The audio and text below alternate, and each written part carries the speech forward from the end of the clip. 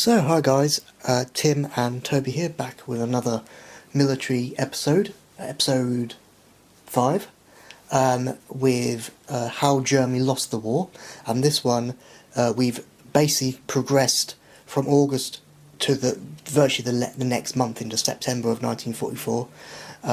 So if I just kind of give you a complete sequel to Normandy, is British and American troops have crossed the Seine, we've pushed the Germans back to Seine, some through Holland, some through the Low Countries back into Germany, but then we get to the big bridge, or shall I say bridges, to cross over Holland themselves. So Toby, do you want to give a little intro to that? Yes, okay, so to properly understand Operation Market Garden, you actually need to backtrack previously to the Normandy campaign, which we've done a previous video on, or several videos actually.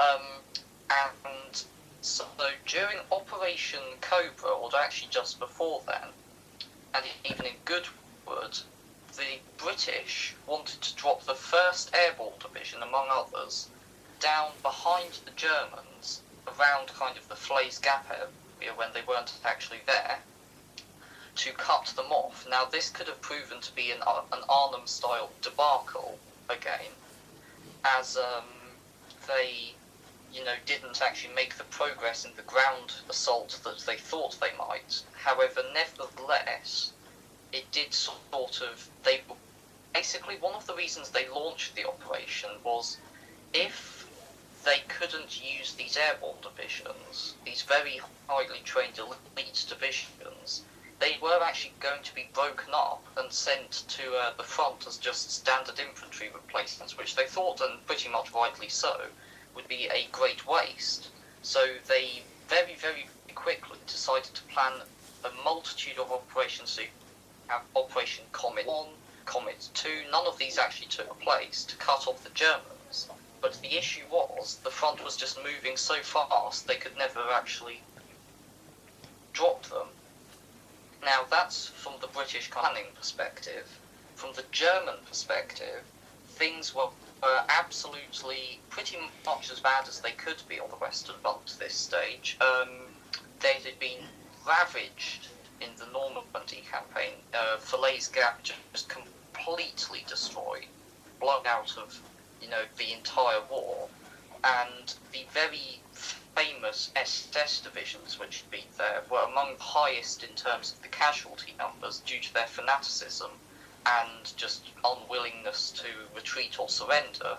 So to kind of illustrate this, I have a German death card in my collection, which there should be an image around now on the screen, I think it's a very, very young person, definitely in his later teens, I think about 17 to 19 or so, who was killed near Caen in the Battle of Normandy in the SS. Now, we think he could have been in the Hitlerjugend division, we'll have a bit more, but it's a very, very stark kind of reminder of the losses the Germans suffered.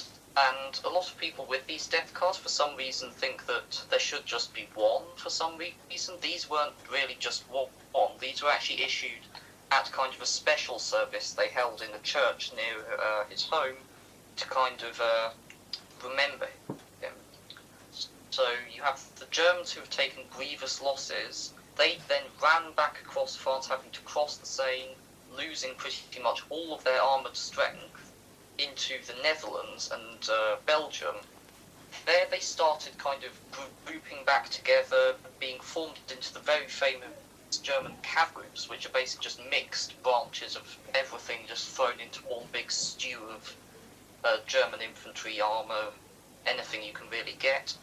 And there we have the German defensive line against Market Garden. Right, thanks Toby. And now, just to say, this episode 5 is going to be split up into 3 parts. First part, this one, just looking at kind of the origins and the overview and the plan of Market Garden.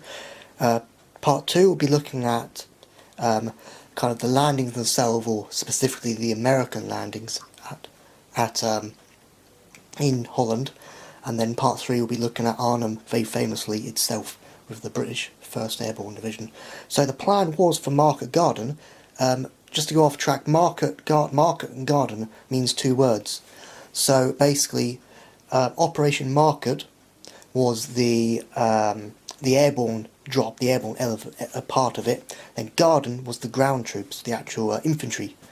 So the plan was there was 5 bridges in kind of stretching across Holland into the Ruhr. The Ruhr was the factory, heartland and complex of Germany. By anybody getting to that, they turn right and they're into Germany itself, which was kind of a quicker, easier, more effective, destructible route round for the British and Americans, in the most part. That was the plan.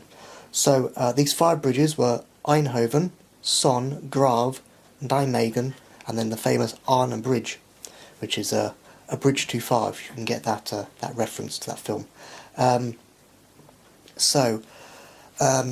Basically the whole plan is to drop US and British airborne divisions on certain key bridges to basically capture them, whilst the British send their armoured / troop column, known as the 30th Corps, part of this British Second Army, to move up and to connect the 5 bridges along Holland, or the Netherlands, and then reach the British, who had mostly